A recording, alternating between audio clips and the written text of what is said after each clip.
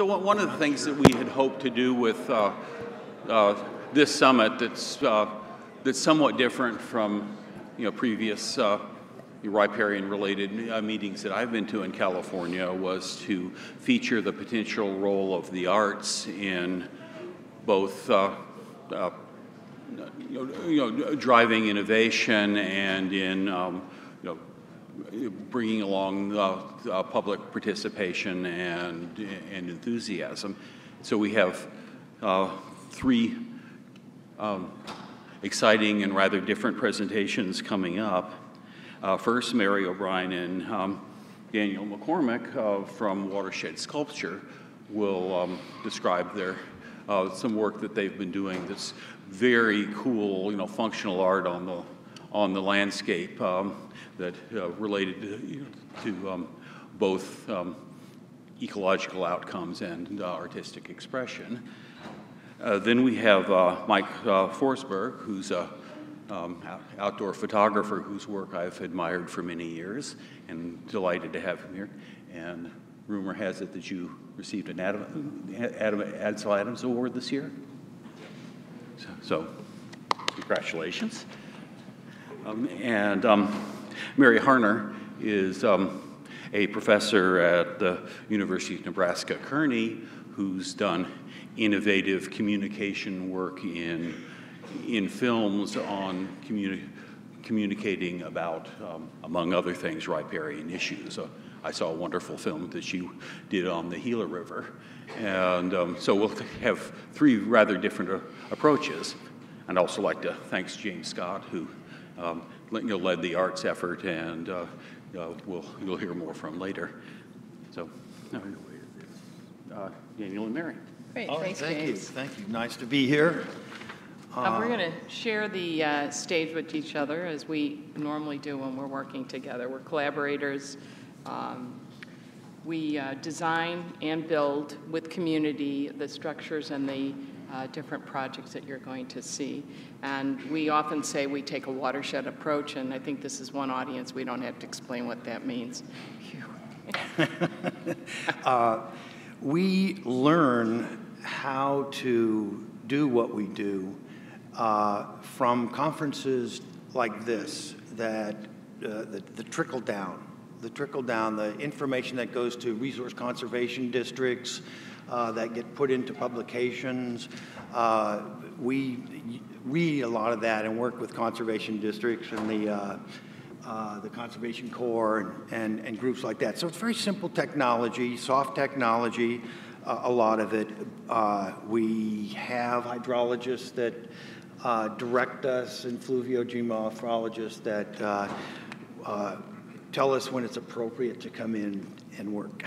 And just as a clarification, we consider ourselves environmental artists.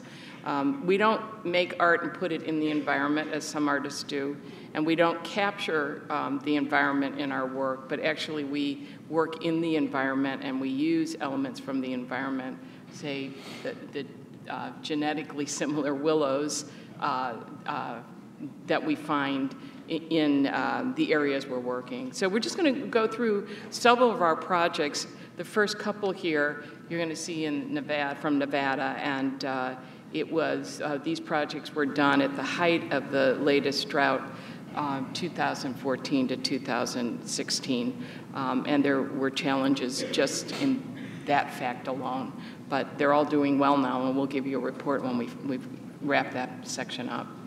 So one of our projects was in the Carson Valley, Carson River, and the Carson River is a wonderful, beautiful place until it gets down into the Carson Valley, and it's divided up into ditches that are controlled by ditch gates, and it took about 100 years to figure out who gets what water. It's highly agricultural, and the Nature Conservancy has a very large ranch that they're restoring some of the lands, and these are some of the projects. If this was a floodplain restoration. This is what it looked like when we started. So we actually started in the winter. We do like to work in that season, but sometimes we're in the ice and snow. So we took information from the hydrologists on the projects and what some of the problems were in the floodplain, and developed a plan that would This is a drone view that would bounce the water around, dissipate the energy, because there were erosion issues, but at the same time create a willow area that could establish vegetation, and therefore the idea of a handmade object is not apparent after a certain period of time. This was really a reconstructed floodplain. It had been an area near a ditch where they dredged. They were dredging these ditches, and they were able to put their dredge spoils here. So as a result of that, there was quite a bit of alkaline that we were working against. But this is what we created. This is about 1,100 volunteer hours helping us do this. So the Nature Conservancy brought out teams of people, and then what we found is a lot of these people kept coming back on weekends and kept bringing their friends. And so it's about 300 feet of structure, and right here in this picture, it's doing exactly what we designed it to do. This is a high flood, one of the few, but this is an early spring high flood. You can see the mountains, the snow's melting off there, and it's pushing it right back into the channel and feeding the live-staked willows that we put in there.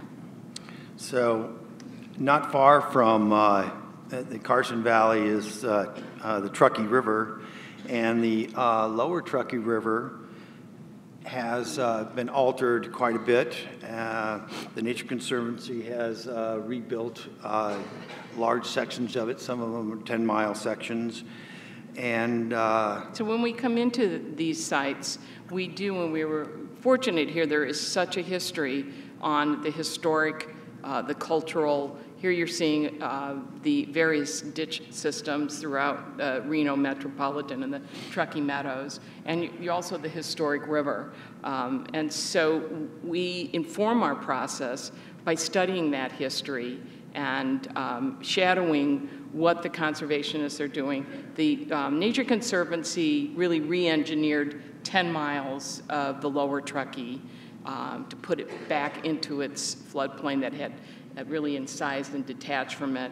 And I'm just going to show, all you see here is high whitetop, which was what we saw on site, and a few legacy cottonwoods. And with each section of these 10 miles, the cottonwood deposition, the willows, and they're still fighting the whitetop, which will be forever. That and the cheatgrass.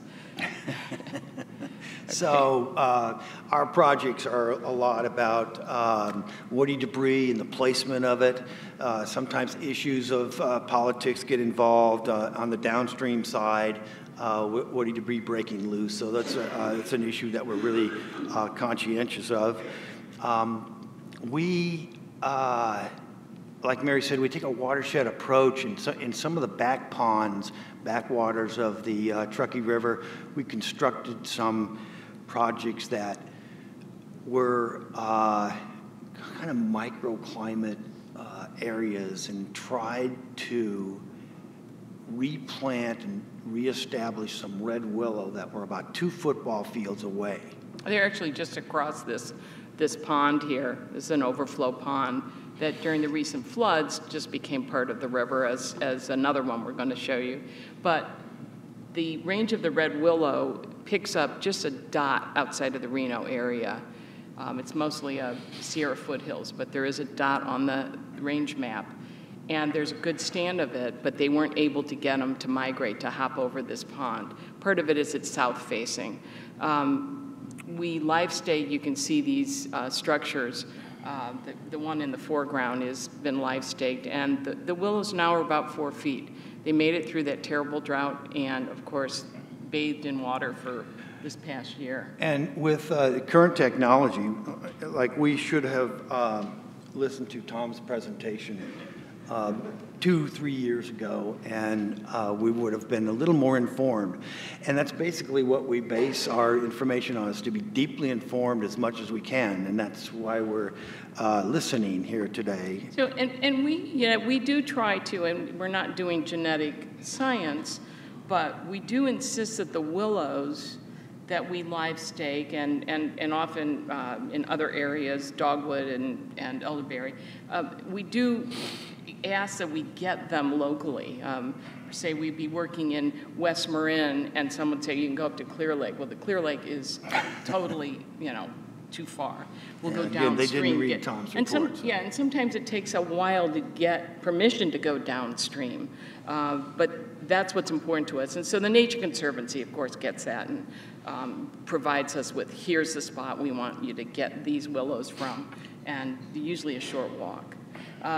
Often when we come into a site that's been re-engineered, such as the Truckee River, there's a great deal of habitat loss. So we've been asked to work with different habitat structures. This one is really an avian resource.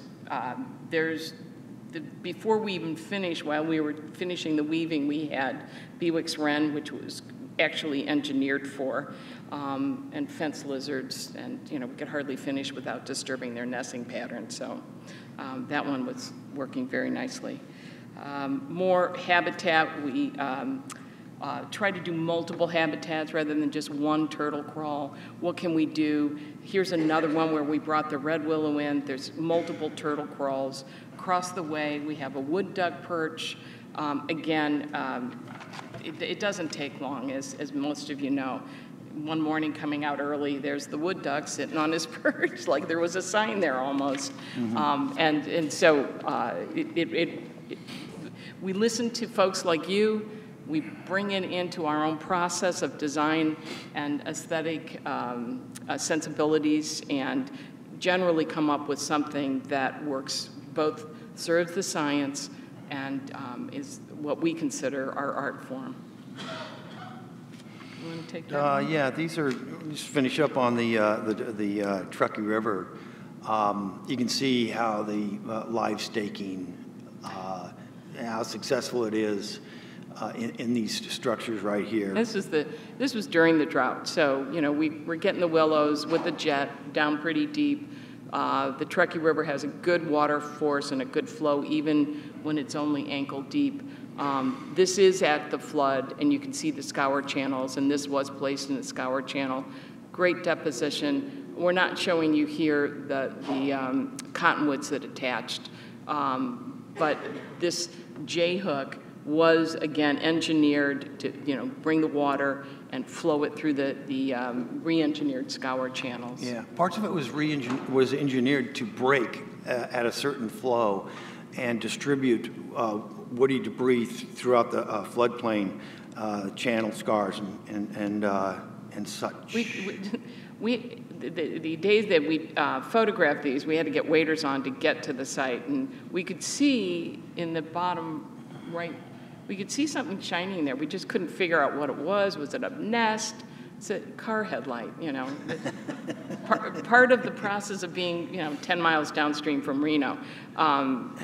We left it there because I thought it was quite attractive. So that was more in a rural area on a river.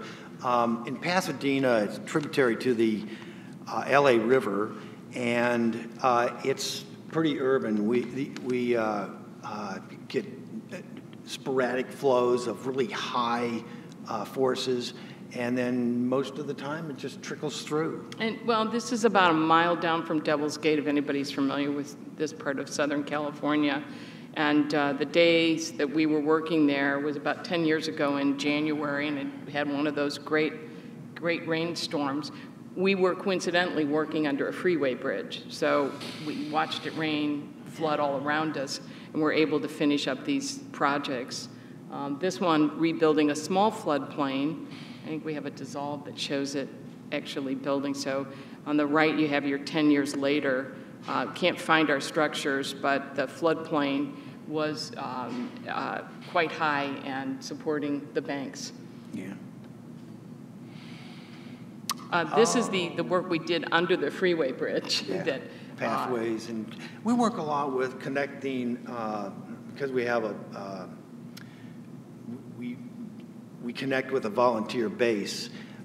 We do a lot of parks, connecting a park to another park through pathways, and what does that look like, and what kind of restoration takes place there?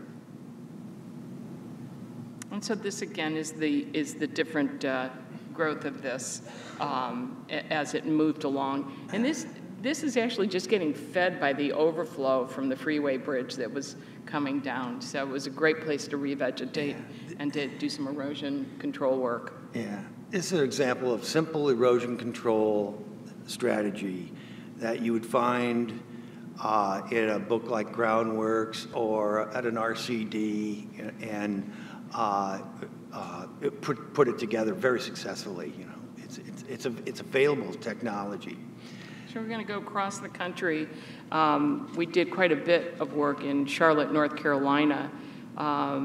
They were growing at a rapid rate, 2008 through 2010, just an urban explosion. And they were also aware at that time that they were a city of small creeks. And we worked on the largest open urban creek in a little tiny pocket of bottomland hardwood forest. So they wanted to hold on to the bottomland hardwood, and they wanted to hold on to the creek. And what was happening is neighborhoods in the background were just inundating the hardwood forest, tearing the banks off of this fairly well-incised urban creek, just with their stormwater overflow. So along with that urban creek, we worked with the city of North Carolina to develop an art master plan. And in it, every chance we could get to sink water in median strips, around parks, any way we could raise the water table, we would use. So we used a lot of technology, just local technology from the area, and they had a series of parks, and the creeks would run through. Then there'd be some tributaries. It seems like all the parks were around these tributaries, so we felt that a public art in this area would be really appropriate in the open parks areas, and this would be the public art for the city's park systems. They would have these drainage components, dealing with various water, and what we discovered in that was we could raise the water table in small parks, and we could get native sedges to come back, and there were a lot of. Then quickly after the native sedge, we started noticing, just even again before we even finished the project, is the barred owls. They came in because they could actually get into the native sedge and find their rodents that they were hunting. Before this particular part of this bottomland forest, and you can see them coming up in the background, is that Iliagnus. And so it's not just in the west, it's that Russian olive is pretty much in big pockets all over this country. The Park and Rec pulled it out of there. We were successful at keeping it out of there, but a lot of that water table really helped us get other, the sedges, the willows we planted, red osier dogwood, did pretty well. I guess, what we're inspired by today is, I guess our big vision would be, we see riparian zones in urban areas. We can recognize a riparian zone in a development all the way into a downtown. And with the science that's coming out, and we know firsthand what can work and what can't work, or what doesn't work, I think big vision would be to connect parks and accessibility ways with drainage, recharging aquifers, and that would be the public art. That would be our public art. Great efforts in riparian restoration deserve a great art, And that's I think That's the big what vision yeah, we we actually started when they were just starting to daylight. You were still on campus maybe when they were daylighting the creeks in Berkeley. the UC Strawberry Creek. Yeah. And it's amazing how that effort in urban areas and suburban areas is taking off. We all want to live on the river. Unfortunately, we all want to live on a floodplain. We're learning that. And actually, as an aside, the city of Charlotte finally just started condemning houses. Yeah. They were just on the said, floodplain. Yeah, and you can go on their greenway parks and see all these curb cuts for the driveways. And that's the only thing you would know that there was a little development there. But now it's park and it's part of the greenway and part of the creek's floodplain. And it wasn't 10-year floods, it was like 2-year floods, and houses were being destroyed. So they made that decision in certain areas. We're moving on to the rural. For about 12, 15 years, we've worked in rural watersheds where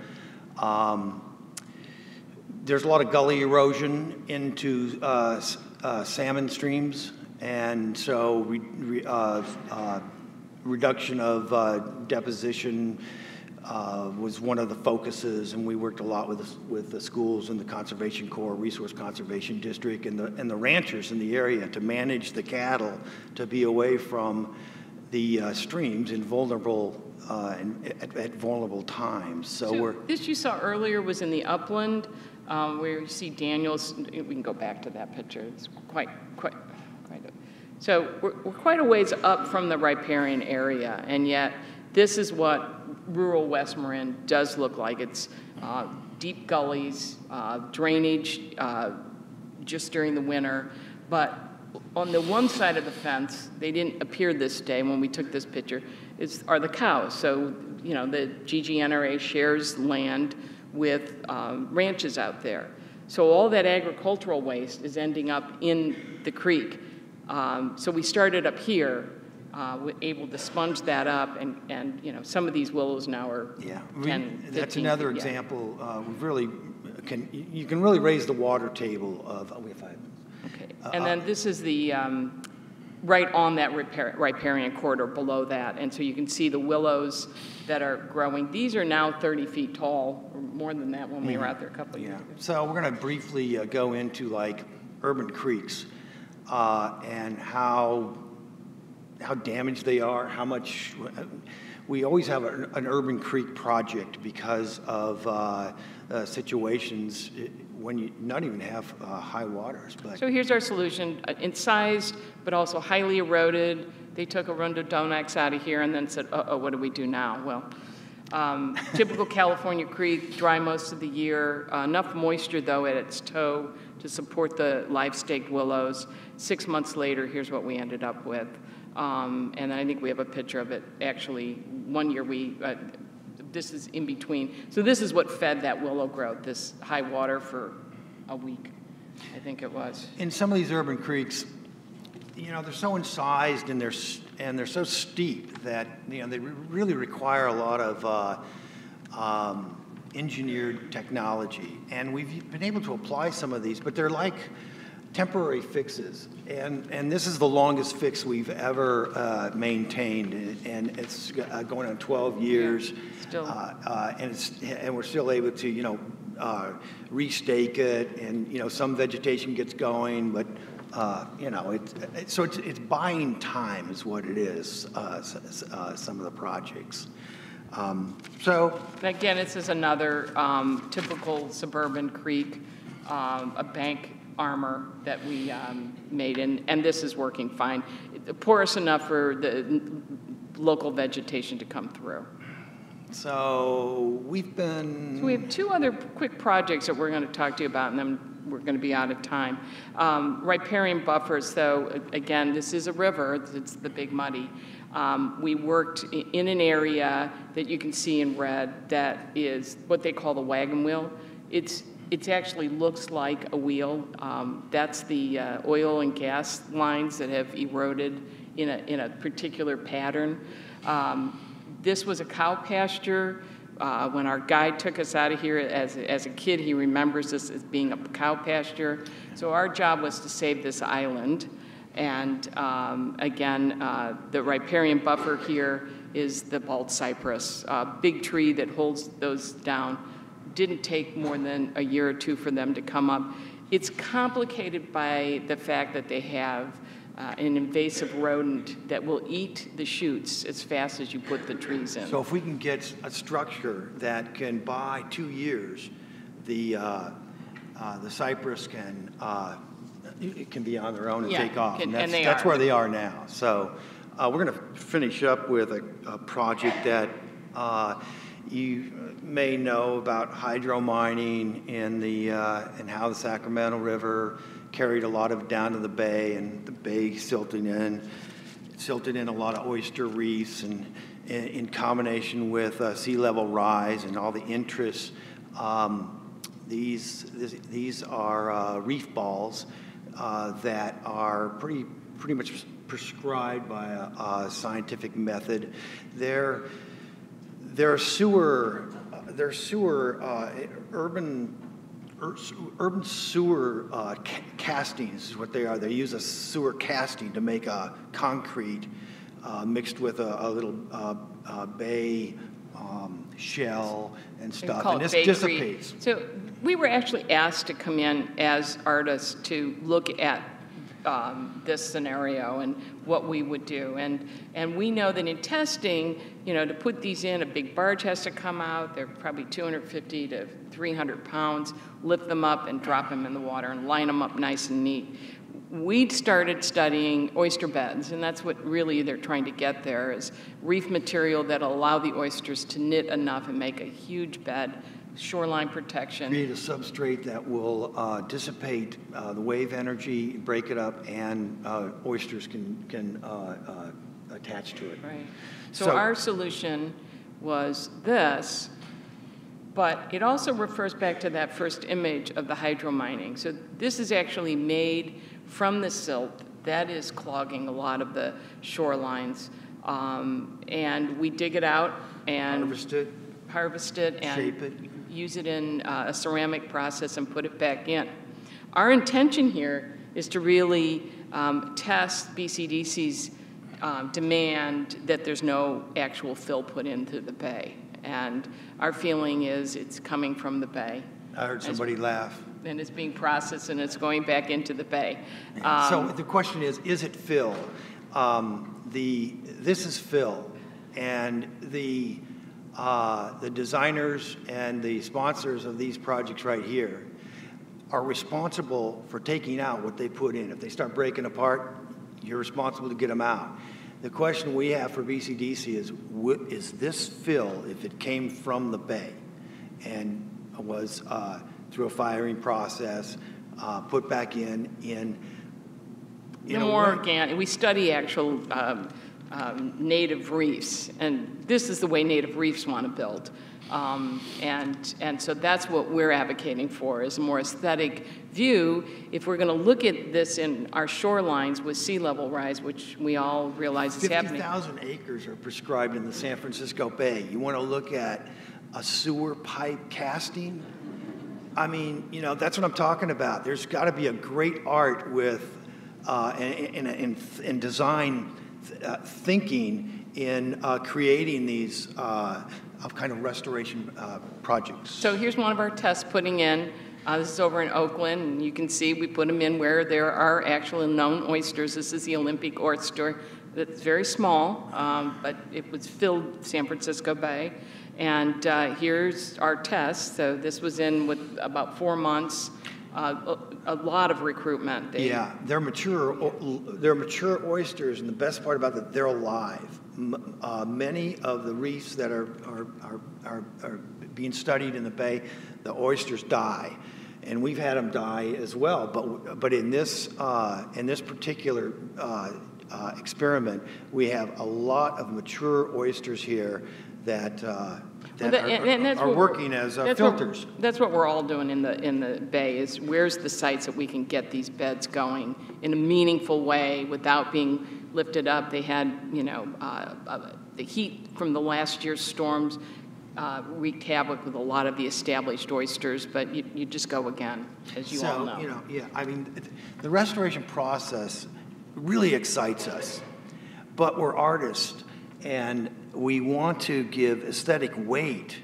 to that process, and that's what these exercises are. We have a lot of communities that work with us. We're going to leave you with this slide. This is just one of, or several different projects, but this is what makes our projects possible, is the community that comes out. And then when we finish, we leave it to the community. And a great thing happened this morning. I just picked up something off of social media that one of the people we call our super volunteers up there in the lower Truckee had gone out, trudged out to see one of our sites and had filmed it, and it's doing well. So, and cottonwoods and willows were growing.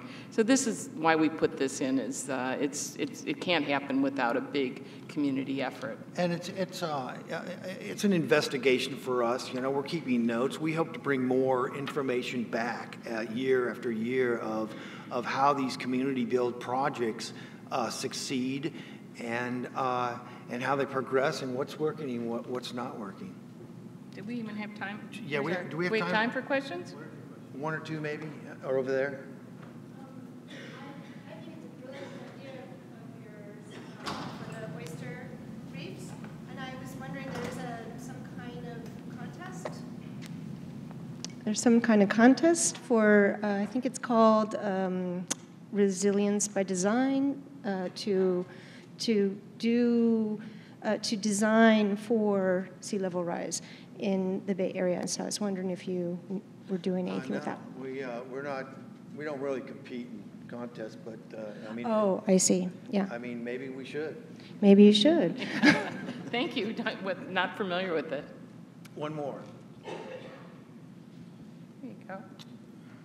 Have you ever built these things out on? Oh, sorry. Have you ever built these things or thought about how you might do this at a river mouth, where with the interaction of, the Pacific Ocean coming in? So, have you done anything with sort of that transitioning into coastal dune environments with these kinds of structures? We did have some design work that we did up on the Salmon River in Otis, Oregon, and that is right there. And there's, again, it's like the talk on management, multiple lands, local, Nature Conservancy, Army Corps of Engineers, because there was a bridge there, but we were able to contribute some design studies, just haven't built it.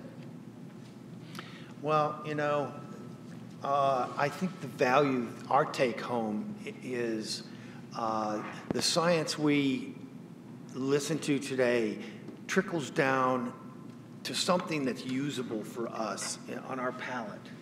And that's what we're getting out of it. I don't know what you're getting out of it. I think we're done, right? Yep. Yeah, Thank you. so That much. was inspiring.